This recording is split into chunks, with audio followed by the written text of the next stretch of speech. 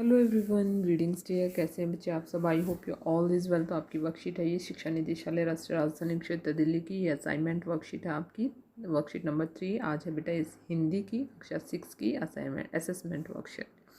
तो विद्यार्थी को अपना नाम, अपने कक्षा अध्यापक का नाम लिखना है। वर्कशीट हमारी है 17/9/2021 की। तो निम्नलिखित गद्यांश को नीचे पूछे गए प्रश्नों के पढ़कर क्या करना है, नीचे दिए गए प्रश्नों के सही विकल्पों के सम्मुख बने गोलों से पेंसिल या पेन से भरें। तो चलिए हम पहले गद्यांश को पढ़ लेते हैं कि शिमला के काफल में बहुत याद आते हैं। शिमला के काफल भी बहुत याद आते हैं, खट्टे मीठे, कुछ एकदम लाल, कुछ गुलाबी और रस भरी कसमल। सोचकर ही मुंह में पानी भर आए। चेस्टनट और एक और गजब की चीज़, आग पर भुने जाते और फिर छिलके उतार कर मुँह में। चने जोर गरम और अनार के दाने का चूरण। हाँ, चने जोर गरम की पुड़िया तो तब थी, अब नज़र भी नहीं आती। पुराने कागजों से बनाई हुई इस पुड़िया में निरा हाथ का कमाल है। नीचे से तिरछी लपेटते हुए, ऊपर से इतनी चौड़ी कि चने आसानी से हथेली पर पहुंच जाएं। कुछ बच्चे पुड़िया पर तेज मसाला बुरकवाते। पूरा गिरजा मैदान घूमने तक यह पुड़िया चलती। एक एक चना पापड़ी मुंह में डालने और कदम उठाने में एक खास ही लय रफ्तार थी। छुटपन में हमने शिमला रिज पर बहुत मज़े किए, घोड़ों की सवारी की। शिमला के हर बच्चे को कभी न कभी यह मौका मिल ही जाता था।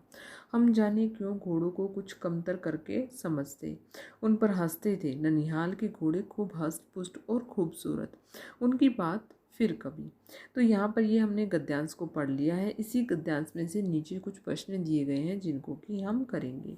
देखिए, पहला प्रश्न क्या है बेटा कि लेखिका ने शिमला रिज पर कब में मज़े किए थे? छुटपन में, लड़कपन में, बचपन में या किशोरों में?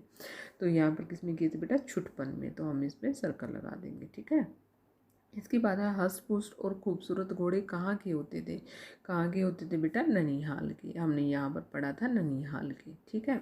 कहाँ के काफल बहुत याद आते हैं? तो शिमला के काफल बहुत याद आते हैं, ठीक है। चना जोर गरम की पुड़िया किससे बनाई जाती थी? नए कागजों से, पुराने कागजों से, सादे कागजों से या लिखे कागजों से? तो पुराने कागजों से, ठीक है। इसके बाद है बेटा कि ठंडा शब्द का विलोम शब्द क्या होगा? तो ठंडा का क्या होगा बेटा? ठंडा का होगा गरम। तो हम जो है डी पर टिक लगा देंगे। इसके बाद खूबसूरत शब्द का अर्थ होगा। खूबसूरत का क्या होता है बेटा? सुंदर, ठीक है। इसके बाद इनमें से संज्ञा शब्द होगा। कौन सा? अनारदाना, देहात, बीमार और सुखी। देहांत। तो यहाँ पर जो है अनारदाना इसका आंसर होगा, ठीक है। आगे है इनमें से सर्वनाम शब्द होगा। समुंदर, पर्वत, झरना और वह। तो सर्वनाम शब्द क्या होते हैं बेटा? जो शब्द संज्ञा के स्थान पर प्रयुक्त किए जाते हैं वो होते हैं सर्वनाम शब्द। तो इनमें जो है वह है वो सर्वनाम शब्द है। इसके बाद तत्सम शब्द चुनिए। पुष्ट, मौका, मजे, कमतर। तो पुष्ट जो है इनमें से जो है तत्सम शब्द है। जल और नीर किस भाषा जल और नीर किस शब्द का परिवाची शब्द है? क्या आदमी का है? हवा, पानी और पशु। जल क्या होता है बेटा? नीर होता है, पानी होता है। तो पानी के पर्यायवाची शब्द है। यहाँ पर होती है बच्चे आपकी जो है ये assessment worksheet complete. I hope so आपको समझ में आ गई होगी। अगर आपको वीडियो अच्छी लगी तो प्लीज़ लाइक शेयर सब्सक्राइब करना ना भूलें। थैंक यू बेटा, थैंक्स।